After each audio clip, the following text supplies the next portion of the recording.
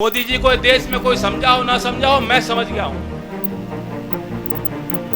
वो जैसे छोटा बच्चा होता है जिसको मालूम नहीं होता कि कहां क्या खतरे हैं, कहीं भी हाथ डाल देता है,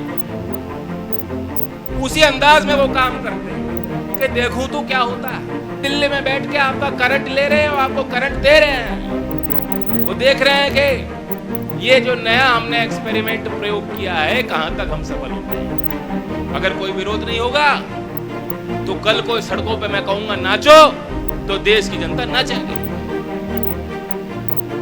आज हालात ये हैं कि आपकी जेब कटेगी और बीजेपी का वर्कर आपके बीच में आके कहेगा बहुत अच्छा हुआ आपकी जेब कट गई, तनाव खत्म, टेंशन फ्री रहो। बार बार आपका हाथ जेब पे जाता था कि बटुआ कहाँ है, बटुआ कहाँ है, जेब कट गई, कोई बात नहीं, मौज करो, मोदी जी ने तोहफा दिया है।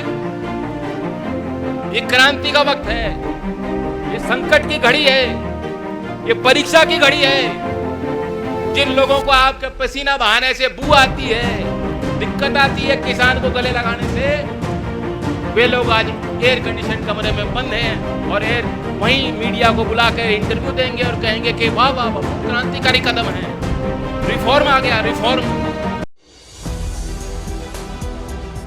जनरल बिशंबर दयाल जी, उनकी बातों को सुनकर मैं बहुत प्रभावित हुआ।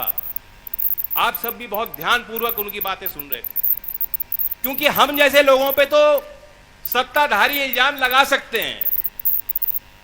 अभी कोई चुनाव नहीं, कोई वोट का मसला नहीं, लेकिन हम आपके बीच क्यों आए? मजबूरी में आए हैं।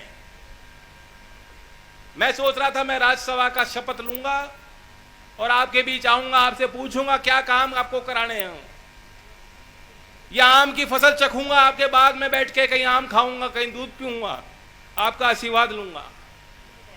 लेकिन ऐसे समय पे, ऐसे मौसम पे हम पंचायत करने के लिए मजबूर हुए हैं। लेकिन फिर भी जो लालची लोग हैं, जो आर्मी में मिलावट करना चाहते हैं, व्यापारी के एक चश्मे को देखकर कटौती करना चाहते हैं, बचत करना चाहते हैं आर्मी में, वे लोग हम पे कह सकते हैं कि इनको कोई राजनीति दिख रही है। लेकिन अगर मेजर जनरल बिशंबर दयाल जी कोई बात कह रहे हैं, क्या इनका कोई स्वार्थ इससे जुड़ा हुआ है? वे अपनी समझ के अनुसार कह रहे हैं। देश के आगे क्या, समाज के आगे क्या खतरे बन सकते हैं, मुझसे बेहतर उनको ज्यादा समझ है, आपको ज्यादा समझ है। देश की सुरक्षा के क्या मायने होते हैं, कैसे बचाव करते हो आप लोग। लेकिन अफसोस है कि आज राजगद्दी पे बैठे लोग आपसे बहुत दूर जा चुके हैं। आपने उनको बनाया है, गांव-गांव ने उनको ताकत दी है, लेकिन गांव की मूल भावना को आज तक वो समझ नहीं पाए। किसान आंदोलन देश भर में क्यों खड़ा हुआ? क्योंकि आपको समझ में आई बात कि हमारी रोजी रोटी का सवाल है, हमारे भविष्य का सवाल है। मेरी बात नोट कर लेना, ये अग्निपथ, अग्निवीर, ये भी आपकी रोजी रोटी और भविष्य का भी सवाल है और हमारे ग्रामीण समाज के अस्तित्व का सवाल है।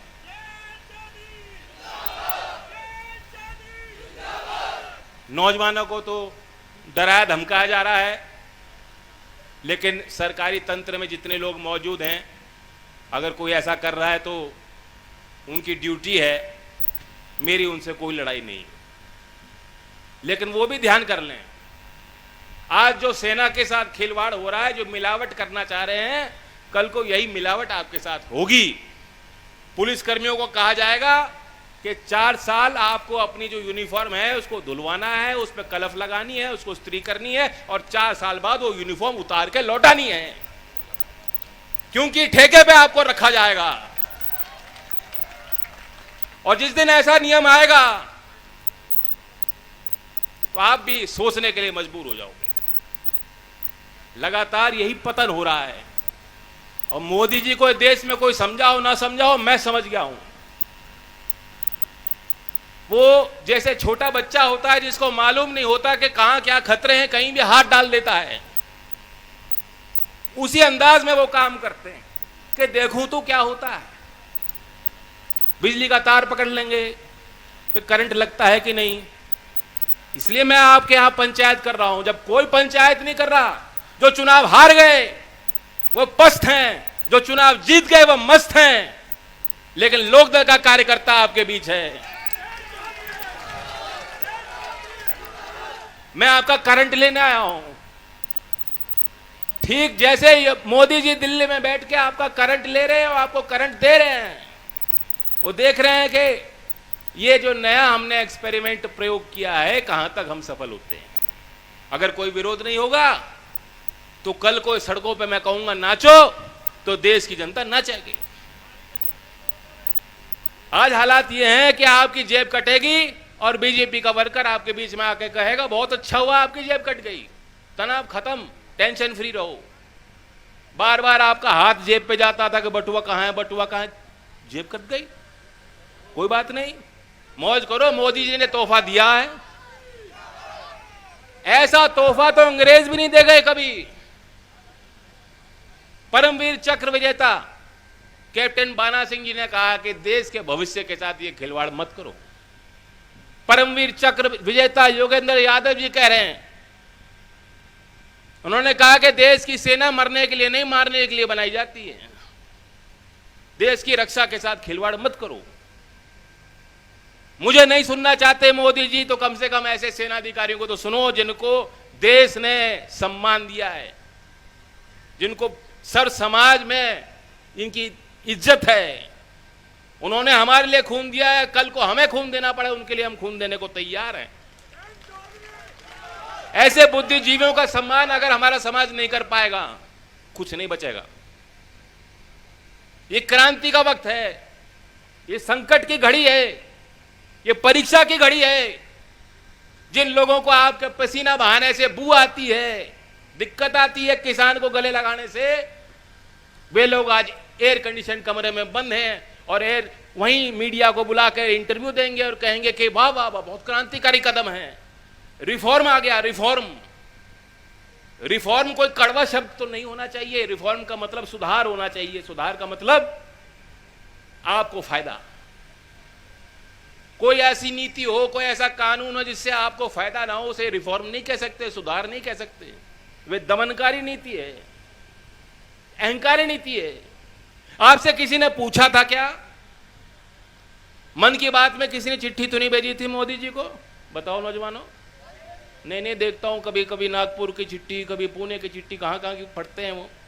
आपने बुलंदशहर से किसी ने चिट्ठी तो नहीं भेजी थी कि हमें अग्निवीर बनना है? और ठीक कहा बिशंबर जी ने, सेना सेना होती है। ये नए नए नाम क्या दे रहे हो? कल को अगली भर्ती करोगे, अग्निवीर पार्ट 2 कर दोगे, अग्निपथ पार्ट 2 कर दोगे। कोई फिल्म है? ये अमिताभ बच्चन की फिल्म नहीं बना रहे हो आप। नाच गाने का काम नहीं है, बहुत गंभीर विषय है। आपसे पूछ के नहीं किया गया। सेना के जितने जानकार लोग हैं, और मैंने खुद वीके सिंह को सुना था जब दोपहर में वो तैयार नहीं थे, उनसे पूछा गया कि ये नई योजना है, आपके क्या विचार है? कहते देखना पड़ेगा क्या परिणाम होते हैं।